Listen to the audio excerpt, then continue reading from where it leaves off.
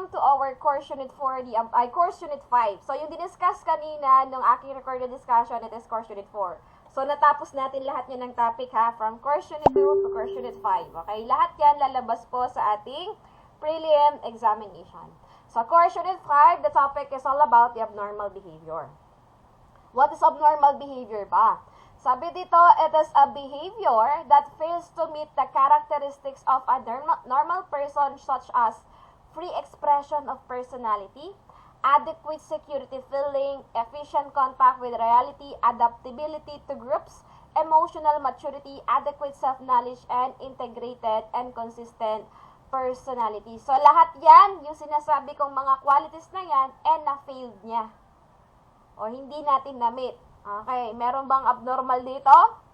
Meron namang physically normal, pero abnormal dito naman sa utak.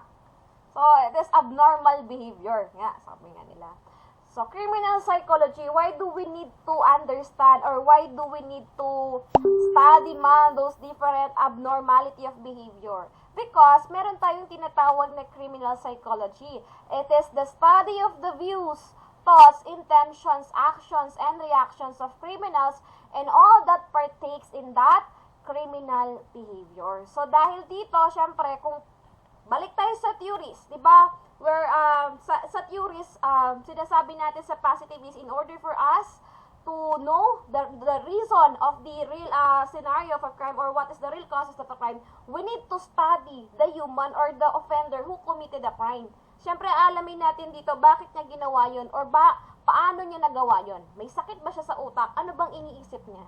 So, that is criminal psychology. Okay? So, types of abnormal behavior. We have different types of abnormal behavior. So, number 1 dyan is personality disorder.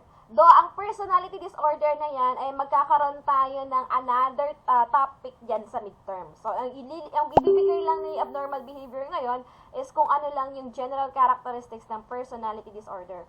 So, what is personality disorder? It originates during early development process leading to maladaptive behavior. So, ibig sabihin, parang nagkakaroon kayo ng maladaptive personality. So, nagsimula siya nung dati pa, early development process, hanggang sa dumaki kayo, nag-iiba na ang personality nyo. So, these are the types of personality disorder: passive-aggressive, hysterical personality disorder, compulsive personality disorder, and paranoid personality. So, what is passive-aggressive? Pag narinig nyo yan itong course unit discussion na recorded, maririnig yung pop-up ng messenger. Hanggang ngayon naririnig ko kasi. So, trinay ko kasi mag-record ng ganito din na naka-open ng messenger ko. Nagpa-pop up lahat ng naririnig nyo. Okay? Again, passive-aggressive. What is this? So, it is, ang characteristics niya, passive-dependent aggressive due to overindulgence. Passive-aggressive, it means, minsan parang sobra naman ang pagka-passive mo, yung parang wala kang pakialam. Another naman is aggressive, is parang sumusobra din naman yung way na galit ka lagi.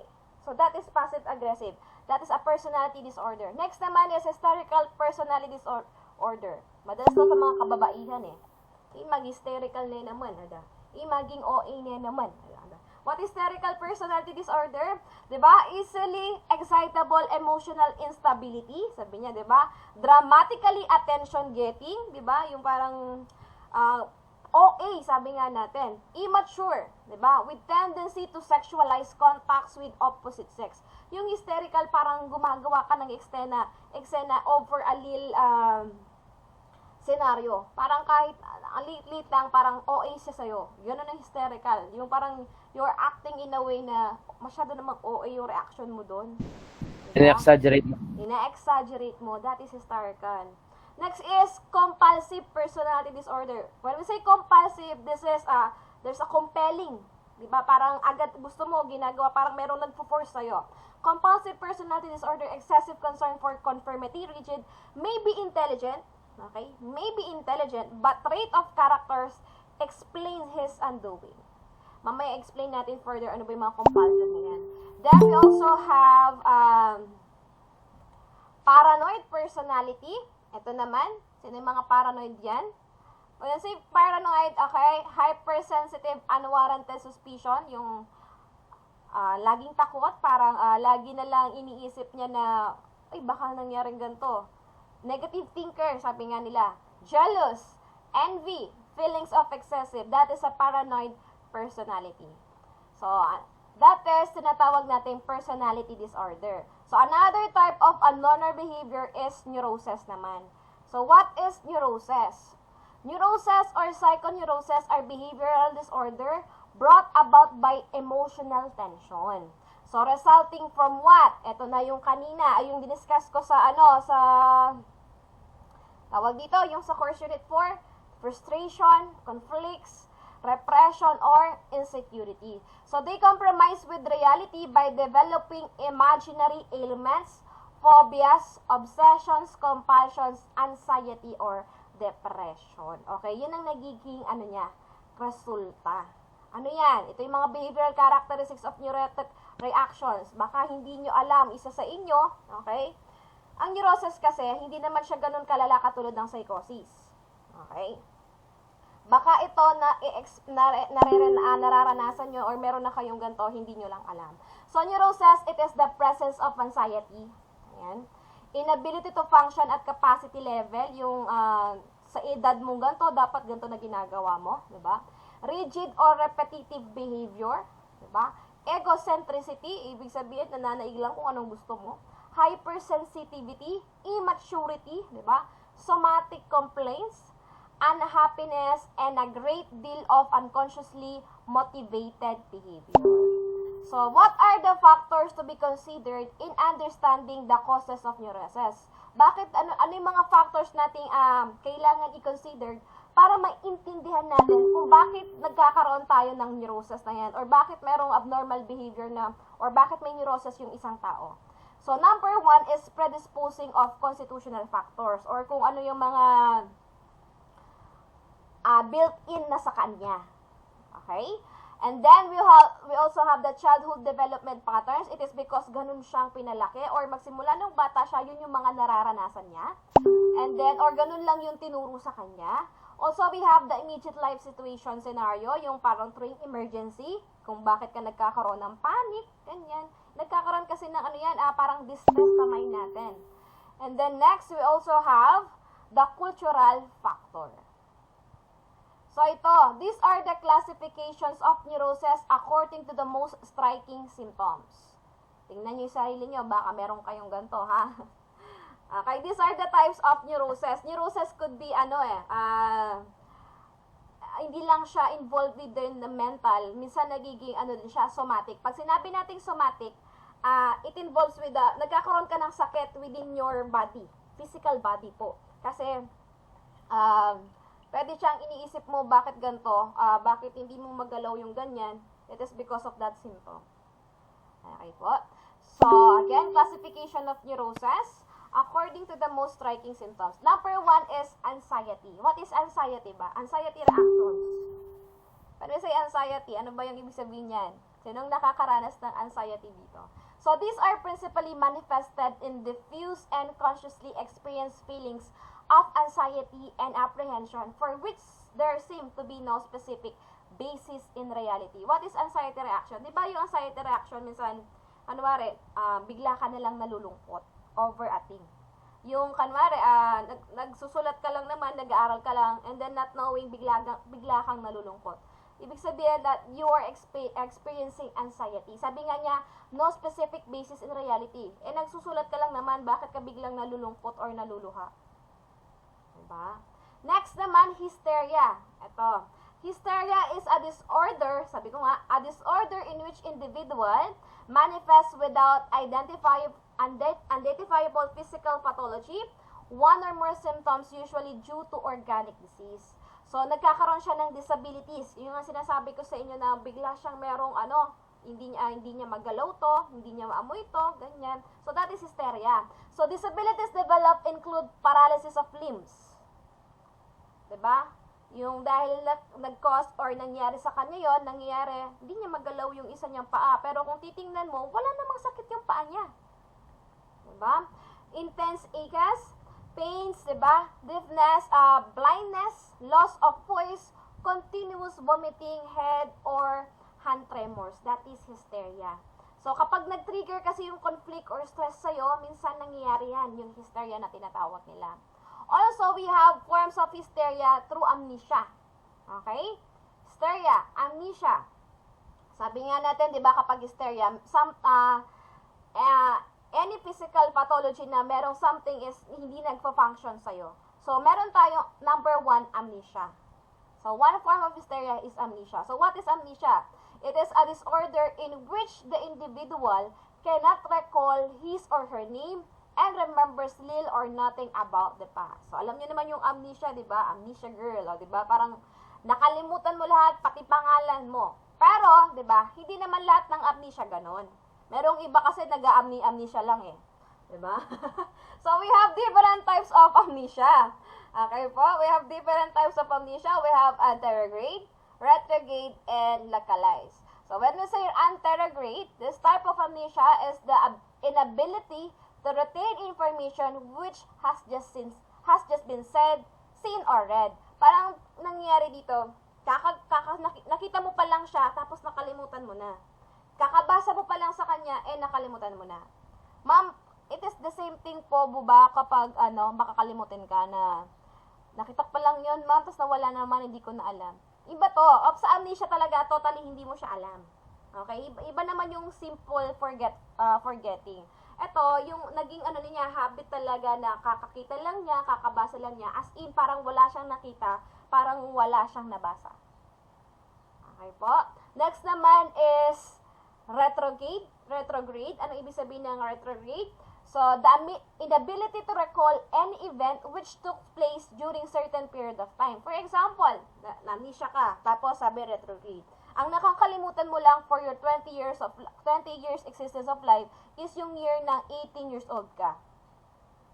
Ibig sabihin, nung 18 years old ka, lahat ng events doon, okay, hindi mo natatandaan. Nakita niyo yun ang retrograde. So, meron lang certain period. Kung kanwari sa 8 hours, okay, nung mga bandang, sabihin natin 8 to 5, nung mga 12 p.m., 12 noon to 1 p.m., yun yung hindi mo naaalala. That is retrograde. And localized naman, okay, it is the inability to recall events which are related to a particular situation. Ito naman, kanwari, birthday. Ayan, kapag may mga ganong situation na birthday, lahat makakalimutan mo yung ganon. For example, in your 20 years in life, lahat ng particular situation na, usually kasi itong amnesia na to, it could be formed or ang causes niya, it is because of the trauma. Di ba, kung napapanood nyo sa TV na, bakit niya nakakalimutan yung ganito? Di ba? It is because, yun yung huli niyang naisip na nai-stress siya. Si Gumjandi, naalala nyo, si Gu Junpyo, yung sa ating Voice Over Flowers, naranasan niya yan, si Gu Junpyo. Tama po? Ang nakalimutan niya lang is, sino? Sanchay! Yung Sanchay, si Gumjandi, diba? Ay, sorry, nga pala, dun pala siya nag-originate. Di ko si pinanood yung Meteor Garden Hindi pa ako nilalang nun, sorry, hindi na ako ganun katanda. Okay? So, ang naabutan ko is yung kay, syempre nung high school, yung Voice Over Flowers. Diba si Gu Junpyo, nagkaroon siya ng parang, localized amnesia. Bakit? Kasi yung certain particular situation lang niya na with Gumjandi, yun lang yung nakakalimutan niya. Diba? Other than that, naaalala na niya. Kasi, diba, ang nangyari doon, bago siya maaksidente, okay? Bago siya maaksidente, yun yung iniisip niya. Diba? Yun yung nagpapastress sa kanya. Nagets niya na yung localized. Okay, dahil lang siyang certain situation, ganyan. Dahil sa situation na yon, nakalimutan niya. Okay po. Next. Another forms of hysteria with is fugue. Okay, ano naman to? An amnesia state where one wanders away from his or her home or the usual surroundings, and when awareness set in, there is no recollection as to how he or she came to be there. Ito madalasan nangyayari sa matatanda. Alam yung bigla silang umaalis sa bahay nila. And then, tapos, pagka dumating na yung awareness nila, iisipin nila, ba't ako nandito? Okay, siguro nararanasan nyo yan, yung fugue na yan, yung parang alis kayo sa bahay nyo. And then, ang mangyari nun, pag nadyan na agad yung nasa utak nila, anong ginagawa ko dito? Ba't ako napunta dito? Tapos, iisipin nila, bakit sila napunta doon? Nag-guess nyo na po? That is fugue. Okay? It is a form of hysteria. Meron na bang naka-experience nun? Yung, bigla siyang aalis. Tapos, pagkapunta niya doon sa isang, isang lugar, pagkaisip niya doon, bakit ako nandito? Sinong nagpunta? Ano ginagawa ko dito? Hindi matandaan. So, that is fugue. Next naman is multiple personality. So, what is multiple personality? It is a dramatic form of hysteria where the patient develops two or more separated and very different personalities. Ito naman, one form of hysteria is parang bigla siyang nag-dual personality, nagiging bipolar, diba? So, iba-iba. Next, somnambulism. What is somnambulism naman? So, somnambulism is a dreamlike state where the person walks about and carries uncertain activities which are not remembered later. Somnambulism, parang yung bangungot, sabi ba nila yon? Hindi ko alam kung bangungot sa Tagalog ba yon. Alam niyo yung naglalakad ka? Sleepwalking. That is somnambulism. Okay, di ba kapag, merong ganyan eh. Ako kasi, na-experience ko to, somnambulism. When I was a child, lagi ko na-experience yan. And the worst na ginawa ko daw is yung umalis ako ng kwarto, tapos sinindihin ko ang CD or DVD, nilagay ko daw yung pinapanood ko na Fernando po. After nun, ginawa ko daw CR yung mismong floor ng namin, ng kwarto ko. Diba? Pero sinasabi nila sa akin, ganun ang ginawa mo. Sabi niya, hindi ko naman maalala kagising ko. As in, hindi ko maalala. Kahit sabihin nila ngayon na ganun, hindi ko maalala talaga na ginawa ko yun. So, ang nangyari, sinapabili ako ng double deck. Gusto kong matulog sa taas. Siyempre, pag bata ka, di ba, gusto mong matulog sa taas. Mami, gusto ko ng double deck. Gusto ko doon ako sa taas. Hindi nila ako binili. Bakit? Dahil nga yung nangyari sa akin ganyan, na nag-sleepwalk ako. Eh, what more? Tumayo na naman ako, hindi ko alam ang ginawa ko. Mas malaki yung magiging parang accident, di ba? So, that is somnambulism. Sino ba yung mga nag-sleepwalking dito? Naranasan nyo ba yan? Actually, ako, as in, hindi ko talaga matandaan. Kahit minsan nga sinasabi ko sa kanila na, ginagawa nyo lang ako ng kwento niyan para lang matawa kayo eh. Sabi ko ganun. Pero sabi nila, hindi naman namin sasabihin kung hindi mo ginagawa, anak. Sabi nila ganun. Or parang di rin kami matatakot na ganito na hindi ka bantayan pag natutulog kung hindi mo yung ginagawa. Diba? Siyempre, meron tendency na inisip nila baka lumabas ako ng bahay. Hindi naman natin alam yon. So, that is somnambulism. Next, okay? So, nakadalawa na tayo, diba? Number 1 is personality disorder. And then neuroses, and now the number 3 is psychasthenia. So what is psychasthenia? It is a psychoneurotic condition accompanied by a vast range of mental and emotional symptoms which cannot be controlled. Diba? So the person is fear-ridden by unreasonable dreads or phobia. So mag-ready na po yung mga gumawa ng phobias, obsessions, and compulsion. So other symptoms of psychasthenia are unreasonable elation, constant depression, over inhibition. So, these are the vast range of, ito kasi parang pinagsama ng mental and emotional symptoms and then hindi mo na makontrol. So, parang ito yung naging feeling mo, for example, ito yung naging feeling mo and then isip ka ng isip dun sa feelings na yon hanggang sa nag-form na siya ng phobia. Diba? For example, may na-experience ka na every time na humahawak ka ng tubig, parang siguro na-experience ka na, nasaktan ka ng masyado, nalamagan ka masyado, kakaisip mo na yun, natakot ka na sa tubig. So, these are, sabi nga niya, cannot be controlled. Mental and emotional symptoms. So, forms of psychasthenia is phobia. So, what is phobias ba? When we say phobias, these are an irrational or exaggerated fear of an object, person, act, or situation. So, we have different situations. Sabi niya, irrational and exaggerated fear. Yung iba kasi yung tubig lang, natatakot sila. Diba? So, exaggerated fear. Lahat tayo na minsan nakakaroon ng ganyang phobias. Okay? When we cannot, tawag doon, hindi naman natin masisi yung iba, lalo na kung nakaranas sila ng something in that particular thing, diba, or event. So, what are the characteristics of phobia? Reasons for the fear do not make sense. The fear paralyzes instead of enhances the ability to deal with the problem. So, ang nangyayari dito sa phobia, dahil natakot ka na doon, hindi mo na siya kayang kontrolin. Ang ginagawa mo, iniiwasan mo lang. Next is, the fear seems to be caused by threat of a discharge of self-destructive aggression. So, what are the different types of phobias? Nasaan yung mga reporters natin? Please play the video. So, phobias, ito, sinabi nga natin, these are irrational or exaggerated fear. Yung yung pinakita nila kaninang video, it is causes, diba? Why do we experience some phobias or why some people have some phobias? So, these are some examples of phobias. We have acrophobia, or nyctophobia, fear of dark, fear of high places, acrophobia. Kayo na, minsan na-experience yan. Aerophobia, fear of flying. Agoraphobia, fear of open spaces. Fear of cats, grabe naman to. Ailurophobia, sila ba yung mga takot sa pusa dyan? Takot sila sa akin, okay? Fear of pain. Anglophobia. And then, we have, anglophobia ito, ayaw nilang nasasaktan. Takot silang masaktan. Shit, diba? We have fear of vehicles and driving. Ano naman to? Amasophobia, yung parang ayaw nilang sakyan, ayaw nilang mag-drive, ganyan. Anthophobia, fear of flowers. Siguro to, broken-hearted or hindi binigyan ng flowers ng first boyfriend niya. Kaya nagkaroon siya ng fear of flowers, di ba? And then, we have anthrophobia, the fear of people. Diyos ko, napakahirap naman ito. Baka pati family, takot na siya. So, aquaphobia, fear of water. Yung mga di naliligo dyan.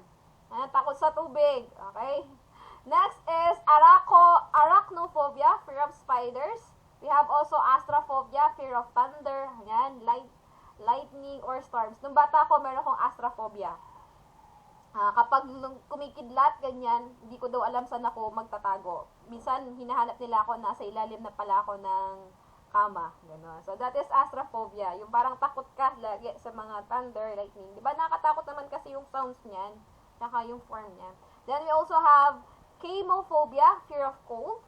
We have also claustrophobia. Ito yung mga ayaw nila sumasakay ng elevator or any closed spaces. Ayaw nila yan. Gynophobia, fear of dogs. Dipsophobia, fear of drinking. Matinuto, no? Hindi uminom ng alak. And then we also have ecophobia or oikophobia, fear of home. We also have electrophobia, fear of electricity. Grabe, ang hirap ng buhay nito. Ayaw niya ng electricity. Then we have also hydrophobia, water naman. Ideaphobia, fear of toss. Ayaw niya nang giisip. Or takot siya mag-isip. Ophiophobia, ayaw niya ng madaming tao. Fear of crowds. Ophidophobia, fear of snakes. And we have ornithophobia, fear of birds. Photophobia, fear of disease. Ayaw niya nang kakasakit siya. Phobophobia, fear of developing phobia. Takot siya na magkaroon ng phobia. So that is, yun ang phobia niya. Okay? Meron din tayong rhipophobia, fear of dirt. Cytophobia, fear of eating. Grabe naman to. Fear of eating. Parang ang lungkot no ng buhay niya. And then we also have taphophobia, fear of being buried alive. Okay? Takot siyang mamatay ng, or patayin siya ng, or parang ilagay siya sa hukay ng buhay. Diba? Ilibing buhay. Tama. Yun. Thermophobia, fear of heat. Ayan. And xenophobia, fear of stranger. So, those are just examples of phobias. And then, we also have the obsession. What is an obsession? Diba? Obsession is an idea or series of ideas which recurs so frequently that interferes with normal thinking. Okay? So, obsession, ito lagi siyang, obsession lagi mong iniisip. Obsess ka. Pag obsess ka sa isang bagay, di ba, you keep thinking of that thing. Di ba? Parang, iniisip mo nang iniisip yan. Sabi niya, which always recur or frequently interferes with normal thinking. Na-o-obsess ka. How about naman yung compulsion? Compulsion, it is an irresistible tendency to perform an act or ritual which the individual feels compelled to carry out even though it is recognized as rational. He or she must do so in order to reduce the tension. Yung compulsion, okay? Ito yung meron talagang nagko-compel sa kanya na feeling. Kahit alam niyang mali yun, hindi niya mapagilan yung sarili niya. Example niyan yung kay Lucy Torres. Okay? Yung naging issue, which is inadmit naman ni Lucy Torres na kapag pumupunta sila ng mall, okay? Merong tendency na kapag nagustuhan niya ang isang bagay, okay, kukuhanin niya. So, ang nangyayari, sinasabihan naman nila kapag nagdumuwal sila na kung may kinuha man si Lucy Torres, babayaran nila. Kasi that is compulsion. So, ito, tingnan nyo. Arithmania. Kapag arithmania ka, the impulse to count everything. So, lahat ng nakikita mo, binibilang mo. Kahit alam mong ayaw mo nang magbilang, hindi mo mapigilan yung sarili mo na magbilang. That is arithmomania. We also have dipsomania, the impulse to drink liquor. Sino tong mga ganito? Ha? Yung hindi mapigilan na uminom ng alak. Ma'am, Yes? topic po namin yan. Kayo na po. May Or kayo din- ganito? Sorry. O, Sa amin pala. po. Sige, paki-play muna yung video nyo. Sorry. Sige po. Ma'am, Okay. Pili kayo. sorry po sa... Okay lang. Pili kayo. Mag-quiz kayo. Tuloy ko tong discussion. Tuloy yung discussion, ma'am. Tuloy na lang, tuloy. So, that is obsessive compulsion. Sabi nga niya, obsessive, paulit-ulit na inisip natin, compulsion, hindi mapagilan. So, tama naman yung examples nila. So, very good for that group. Maybe, idadaling ko yung video na yon sa ating canvas para panoorin niya ng ating mga students. So, sabihin, parang ginagawa ko, di ba? Bakit ko yung pinapagawa ng video, ganyan reporting? Kung naalala nyo, di ba, no first year din kayo, may mga pinapanood kayo na ginawa ng ibang year. Okay. Next. So, ayan. I-explain ko na lang to, yung mga different types of compulsion, di ba? We have, nasa naman tayo? Homicidal mania, the impulse to kill. Okay? Yung, di niya mapagilid sa rin niyang pumatay ng ibang tao. We also have kleptomania, the impulse to steal. Ito yung kay, ito yung kay Lucy. Klepto. Yan. Next, megalomania, the impulse for fame or power. Ito naman, gustong-gusto niya, sikat siya, gustong-gusto niya, meron siyang kapangyarihan. We also have pyromania, ito yung, sakit ito. Ito yung tingin ko delikadong sakit. The impulse to set things on fire. Gusto niya lagi siya nagsusunog. Okay? And then we also have suicidal mania, the impulse to take one's life. Ito naman yung mga laging, di nila mapagilan sa sarili nila na mag-suicide. Yung mga daming signs na gusto nang magpakamatay. Then we also have traumatic neuroses. It is manifested in a situation where the individual fears for his or her safety. Okay? And then operational fatigue, ito naman otherwise known as war neuroses. It is manifested in response to a battle environment. Alam mo yung nangyari ng incident na shooting doon sa ex na military man, tapos nabaril siya ng isang police. Sinasabi nila meron siyang operational fatigue. Diba? Parang wala siya sa tamang katinuan. Kasi nga, parang na-trauma siya or ayaw niya na lagi yung mga war. Usually, nangyari yan doon sa mga soldiers nating nakipag-war. Okay, that is operational fatigue. Next is psychosis. So, what is psychosis? Psychosis are serious mental illness where behavior is unpredictable. Psychotic persons have a wholly unrealistic interpretation of the self and the life around them. So, their ego has a lost control over the personality. They have a great mood swings, ayan, extreme depression to extreme exaltation. So, they are quick and docile at one moment and hyperactive, even violent the next. So, yung mga psychosis na to, mas malala siya sa neuroses. Kasi psychosis nito, it is, meron na tayong unrealistic world. Okay? There is unrealistic world or unrealistic interpretations. And some, sabi niya na meron siyang great mood swings.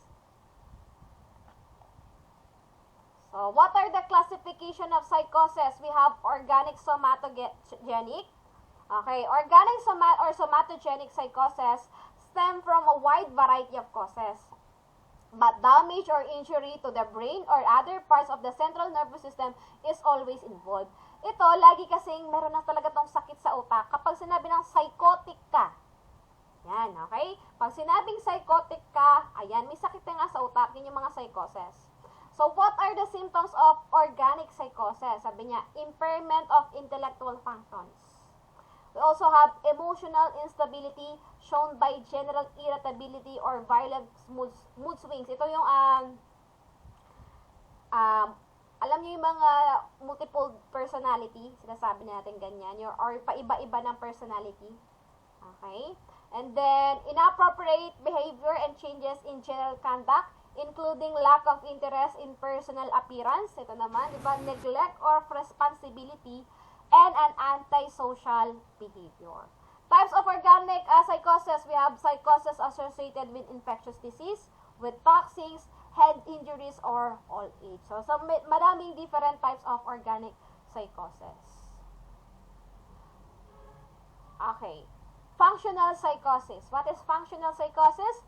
Functional psychosis is a serious mental disorder involving a total personality with no observable tissue damage. So, having no organic basis, yung kasing organic basis ganito, meron muna siyang sakit, and then associated lang siya sa ating utak. Again, kapag sinabi nating organic or somatogenic, meron talaga siyang sakit, infection, toxins, head injuries, or old age. Yun ang nagiging dahilan kung bakit nagkakaroon siya ng psychosis. Nakuha po, nagkaroon muna siya ng sakit. Ito namang functional psychosis, automatically na yan na mental disorder. Kahit wala siyang sakit katulad ng mga infectious disease, ganyan. Okay po? So, sabi nga niya, with no observable tissue damage. Kaya nga sabi niya, parang ito na talaga yung mental disorder. Having no organic basis, these ailments are believed to result from years of living under emotional stress. So dahil wala namang sakit talaga, di ba, or dahilan kung bakit siya nagkakaroon ng psychosis, so it is believed na kaya siya nagkakaroon ng psychosis, it is the, parang you are living kasi with the emotional stress. Naintindihan niyo po ba niya? Nagigets niyo po ba yung pinagkaiba ng organic somatogenic psychosis and functional psychosis? Yung organic and somatogenic psychosis, nagkakaroon ka lang ng psychosis if nagkaroon ka ng sakit or may nangyari sa'yo. Katulad nito, nagkaroon ka ng head injury, nasaktan ka, so nasugatan ka, nalug utak mo, kaya ka magkakaroon ng psychosis. Or for example, infectious disease because of your, nasisira na yung tissue mo dito, di ba? Or yung pinaka main reason, nag-take ka ng mga daming gamot, so nagkakaroon ka ng psychosis. Sabi nga niya. Or old age, dahil sa pagkatanda mo, iyon ang dahilan kung bakit nagkaka-psychosis ka. Ito naman kasing functional psychosis, wala siyang roots. Wala siyang sakit. So parang sabi niya, kaya ka nagkakaroon ng psychosis na ganito, it is because you are living with the emotional stress. Okay, there are different forms of functional psychosis. Number 1, we have schizophrenia. Okay? Madami pa ba tayo? Konti na lang pala. What is already? Try natin tapusin, okay? Schizophrenia. What is a schizophrenia? A schizophrenia, it is a psychotic condition marked by withdrawal from reality. Okay? Withdrawal from reality. Yan na yung mga nakita mo na sinusundo na ako ni ganito. Bakit ka nandito? Diba? May nakikita ka na hindi totoo. Diba? Indifference concerning everyday problems and tendency to live in a world of fantasy. Yun na talaga yung mga, sino ba yung schizophrenic dito? Nabubuhay ako dito sa world of ganyan, di ba? Yun yung mga schizophrenia, out of reality. Iba yung nakikita. Meron siyang nakikita na hindi natin nakikita. Meron siyang na-experience, hindi natin na-experience. So, it was formerly called dementia. Okay? Dementia precoce. Okay? Ang totoong talagang pangalan ng schizophrenia, sinasabi na dementia precoce by Emil Kraepelin, a German psychiatrist. The term schizophrenia was given by Eugene Bleuler. So, which literally means splitting of the minds. Bakit splitting of the minds? Kasi, nag-iiba na yung totoo sa reality. Diba? Iba yung reality, tapos meron siyang sariling mundo. It may be simple, withdraws from social contact. Diba? Herbaphrenic, fits of laughter or childish giggling, cremaceous for hours without apparent reasons. We also have catatonic, cycles of psychomotor reactions in stupor. And we have also the paranoid schizophrenia, marked by delusions and hallucinations. So, what are the symptoms of having a schizophrenia? May movie na gano'n. Yes, tama. Ma'am, Yes? ma'am. Yes po. Ano po yung tamang pronunciation po niya? Schizophrenia po o schizophrenia? Schizophrenia. Thank you po. Okay. Then we also have disorganized patterns of feeling. Ito yung mga symptoms niya ha. We have disorganized patterns of feeling and thinking where there is no logic or reason in thoughts and feeling expressed.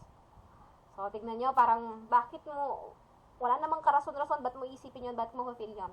Apathy of absence of feelings and emotions in situations which call for such reactions. O, ito yung mga symptoms nung nagkakaroon ka ng schizophrenia, ha? Tingnan nyo yung sarili nyo, ha? Baka nagiging ganito na kayo, hindi nyo alam. Sabi niya dito, bizarre actions which include absurd and eccentric gestures or such activities as hoarding, ayan, and over self-decorating. Ito rin is seclusiveness or narrowing of interest and social contacts, parang nagiging anti-social ka. Disorganized pattern of speech, iba na, hindi mo na alam, di ba? Meron minsan, merong tao na slurred speech sila. Meron silang sinasabi na hindi natin maintindihan. Delusions and hallucinations, meron silang naririnig. Merong mga kathang isip na ganyan na nararanasan nila na hindi, sa kanila, totoong nararanasan nila yon, di ba? And then we also have deterioration of conduct and personal habits.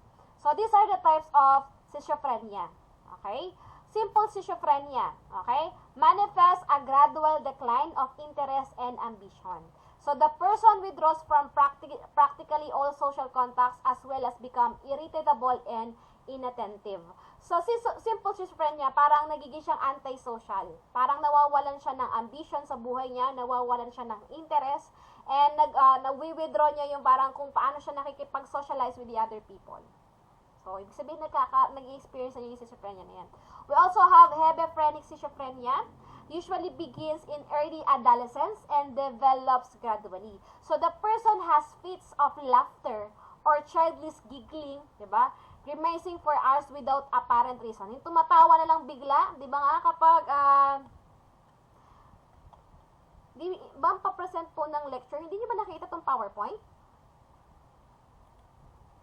Nakikita po, ma'am. Ipin mo pare, makapin ka niyan. Pin mo lang kay ma'am. Okay.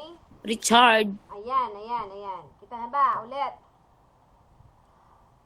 Okay. Again, Herbaphrenic naman, ito yung tumatawa na lang siya lagi. Alam mo yung walang rason, tatawa lang siya for hours. Wala siyang tinatawanan. Meron siyang schizophrenia noon. Sino yung mga yan? Yung tumatawa na lang ng bigla-bigla for how many hours? Kahit wala namang tinatawanan. Next, we also have catatonic schizophrenia. It is marked by cycles of psychomotor reactions in stupor. Or pag sinabi natin stupor, a partial or complete loss of consciousness and excitement phases. So, ito naman, catatonic schizophrenia, parang wala siyang pake. Parang gusto niya is parang loss of consciousness, hindi niya alam ang ginagawa niya. And paranoid schizophrenia, it is marked by delusions and hallucinations. Yung paranoid schizophrenia, yung, alam mo yung nababaliw na, sinabi ni ganito, pag gagawin ko yan, ganyan. May nagsasabi daw sa kanya. Yung parang meron siyang kinakausap. And it is marked by delusions and hallucinations which are illogical and loosely organized, as well as grandeur and persecutory in nature. So, and then we also have the affective disorder is affective reactions of manic depressive psychosis are characterized by periods of depression or elation or both. So, these are the forms of affective disorder. Manic. When we say manic, types are marked by periods of elation where the patients are unduly boastful, excited, and hyperactive. Pag manic ka, medyo masaya. Hyperactive, that is manic. Kabaligtaran naman siya ng depressed. Siyempre, kung ang manic is hyperactive, laging ganyan, ang depressed naman, the person feels sad, hopeless, diba? Pag naman mixed type, it could be a manifestation of both manic and depressive types. Next is paranoia. Okay, what is paranoia? Another reaction is paranoia, where the main system is characterized by suspicion. Mga napaparanoid dyan, okay? Mga paranoid, di ba, yung laging nagdududa ka, hindi ka nagtitiwala, guys. So, sabi niya, suspicion. So, common types of paranoia, we have persecutory paranoia, having delusions of persecution. So, the person believes that some persons are plotting to harm her or her in some way. Sino itong mga to?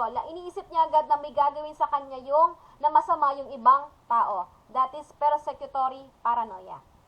Next naman, we have the litigious paranoia, having delusions of both persecution and grandeur, and made to great lengths to bring alleged prosecutors to court. Ito namang litigious paranoia, iniisip niya na sasampan siya lagi ng kaso. It has something to do with yung parang pinaplat, yung iniisip niya na may gagawin siyang masama, pero yung litigious paranoia, mas nag-go deeper lang siya, iniisip siya na parang ikukulong na siya, dadalhin siya sa korte. Ganon.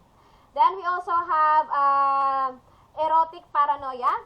Yung erotic paranoia, it is called as amorous paranoia, having delusions that a certain person is in love with him or her. Diba? GGSS lang yun. Yung parang, ang erotic paranoia, iniisip niya na yung isang tao is mahal siya, ganyan. Napanood niyo yung sino kasi to? Yung kay Lee Min Ho din na kay novela na yung Mermaid. Alam niyo yun, yung Mermaid? Okay. Legend Diba of yung the Sea. babae doon na isa na parang nag-aaral ng mga artifacts, iniisip niya may gusto sa kanya yung yung kaibigan ni Lee Min Ho. So, ibig sabihin meron siyang erotic paranoia. Diba, dun sa Korean drama na yon, iniisip niya yung kaibigan ni Lee Min Ho doon na magaling sa computer, iniisip niya mayroong gusto sa kanya. So, that is erotic paranoia. Next is exalted paranoia, having gradual delusions and believes him or herself as someone with great power or importance. Grabe naman to. Usually a religious crusader, social reformer, or inverter. Itong exalted na to, parang inisip niya na makapangyarihan siya, sinugo siya, ganyan. Next is jealous paranoia, diba? The most numerous marked by extreme irrational jealousy. Parang ito yung mga tamang dudo lang ng mga babae. Lahat na lang pinagdududahan, no? Lahat na lang pinagsesolosan. That is jealous paranoia. Okay, so nakaka-relate kayo, no? Kasi minsan ganyan na kayo, hindi nyo alam. Sabi nga niya, ito, nag-i-start siya during early adolescence. Okay, pag hindi yan naagapan, baka sumobra-sobra, mag-form na siya ng ganito. Next, we also have antisocial personality. Okay, wait lang, makinig kayo. Itong magsimula sa antisocial personality characteristics hanggang dyan. Okay po, i-discuss ko na lang, another recording na lang, kasi 9:52 na. Ayoko naman ng sobrang mag-extend pa. So, please open your cameras. So, again, hintayin nyo na lang i-record ko doon, ha. Isa-save ko doon, part 2 siya ng ating discussion. Okay po? So, you can watch that para maging reviewer nyo. Okay? Wait lang po.